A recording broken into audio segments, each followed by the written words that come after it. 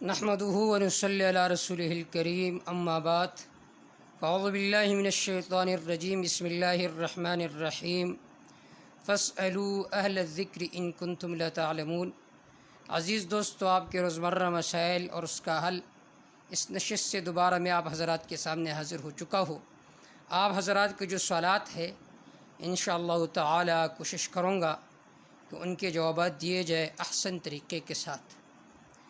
ایک بھائی کا سوال یہ ہے، اگر کسی آدمی نے قسم کھا لی کہ میں اپنے بیوی کے قریب نہیں جاؤں گا، آیا اس سے طلاق واقع ہو جائے گی یا نہیں؟ الجواب، شرعی اصطلاح میں اسے ایلا کہا جاتا ہے۔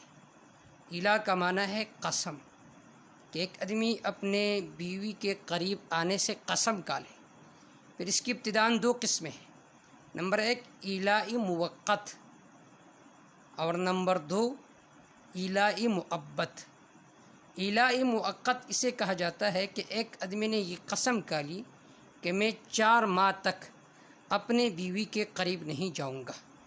اس کا حکم یہ ہے، اگر وہ 4 ماہ کے اندر اپنے بیوی کے قریب گیا تو اس صورت میں اس پر کفارہ لازم ہوگا قسم توڑنے کی وجہ سے۔ کفارہ یہ ہے کہ وہ 2 وقت 10 مساکین کو کھانا کھلائے، یا وہ 3 دن روزے رکھے مسلسل۔ ایک صورت یہ ہے۔ دوسری صورت اسی ایلائی موقت میں یہ بھی ہے کہ ایک آدمی نے قسم کھا لی کہ میں 1 مہینہ تک اپنی بیوی کے قریب نہیں جاؤں گا۔ اس کا حکم تو یہ ہے کہ اگر وہ 1 مہینے سے پہلے اپنے بیوی کے قریب چلا گیا تو کفارہ لازم ہوگا جو میں نے ذکر کی۔ اگر 1 مہینے کے بعد چلا گیا اپنی بیوی کے پاس تو اس صورت میں کفارہ بھی لازم نہیں ہے اور طلاق بھی واقع نہیں ہوگی، جیسا کہ آپ صلی اللہ علیہ وسلم نے خود اپنے ازواج مطہرات سے بعض وجوہات کے بنا پر علیحدگی اختیار کی 1 مہینہ تک، پھر 1 مہینے کے بعد آپ صلی اللہ علیہ وسلم اپنے ازواج کے قریب چلے گئے۔ یہ ہے ایلائی موقت کی دوسری صورت، جہاں پر اس نے یہ قسم کھا لی کہ 4 ماہ تک قریب نہیں جاؤں گا، تو اگر 4 ماہ کے اندر چلا گیا کفارہ دے گا، اگر 4 ماہ کے بعد وہ چلا گیا تو طلاق بائن واقع ہو جائے گی اور تجدیدی نکاح کی ضرورت ہوگی، نئے سرے سے نکاح تازہ کریں گے اور مہر بھی لازم ہوگا۔ یہ تو 2 صورتیں ہیں ایلائی موقت کی۔ تیسری صورت ہے ایلائی مؤبد، کہ ایک آدمی نے قسم کھا لی کہ میں بیوی کے قریب نہیں جاؤں گا کبھی، تو اس صورت میں حکم یہ ہے کہ اگر 4 ماہ کے اندر قریب گیا تو اس صورت میں کفارہ لازم ہوگا، اگر 4 ماہ کے بعد وہ قریب چلا گیا تو اس صورت میں طلاق واقع ہو جائے گی، طلاق بائن، اور تجدیدی نکاح کی ضرورت ہوگی اور مہر بھی لازم ہوگا۔ واللہ تعالی اعلم بالصواب۔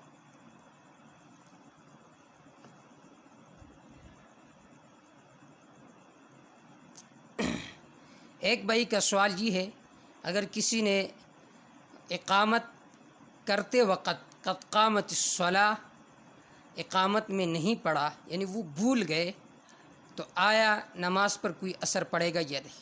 الجواب، دیکھیے نماز کے لیے اقامت کہنا یہ مسنون ہے، اور مسنون یہ ہے کہ اس کو اس طریقے سے اقامت کہے کہ جو مسنون طریقہ ہے، لیکن اگر کوئی قد قامت الصلاۃ بھول گیا تو نماز پر کوئی اثر نہیں پڑے گا، نماز ہو جائے گی۔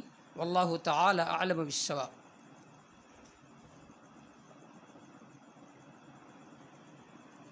ایک بھائی کا سوال یہ ہے کہ آج کل ایک کمپنی ہے خیبر، اور بلکہ بینک ہے، وہ لوگوں سے پیسے جمع کرواتے ہیں، 22 سے 25 لاکھ، اور پھر مہینہ کے بعد یا 2 مہینے کے بعد پھر قرضاندازی ہوتی ہے، جس کا نام نکل آئے تو انہیں 70 لاکھ روپے دیے جاتے ہیں۔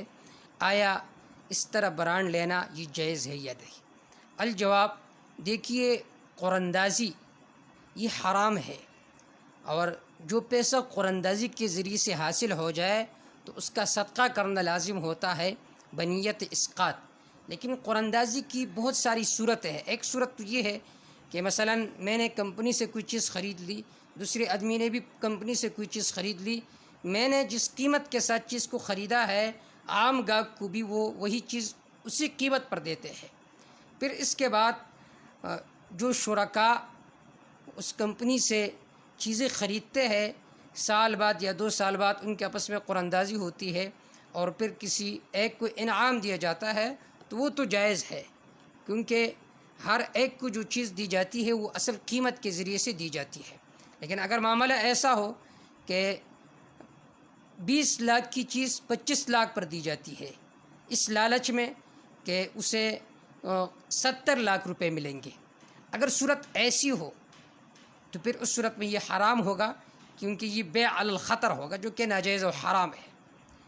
اس کی ایک صورت یہ ہے کہ 25 لاکھ کی چیز ہے، 25 لاکھ ہی پر دی جاتی ہے، اور پھر 2 ماہ بعد قرعہ اندازی ہوتا ہے اور جن کا نام آئے تو انہیں 30 لاکھ یا 50 لاکھ روپے دیتے ہیں، اور جن کا نام نہ آئے تو ان کو وہ پیسے واپس دیے جاتے ہیں، تو یہ صورت بظاہر جائز معلوم ہوتی ہے، لیکن پھر بھی اس طرح بینکوں میں پیسہ جمع کرنا یہ سودی معاملات سے خالی نہیں ہوتا، لہٰذا اپنے آپ کو اس سے بچانا چاہیے۔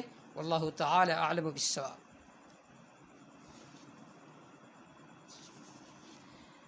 ایک بھائی کا سوال یہ ہے کہ مسجد کے چھت پر نماز جنازہ پڑھنا جائز ہے یا نہیں؟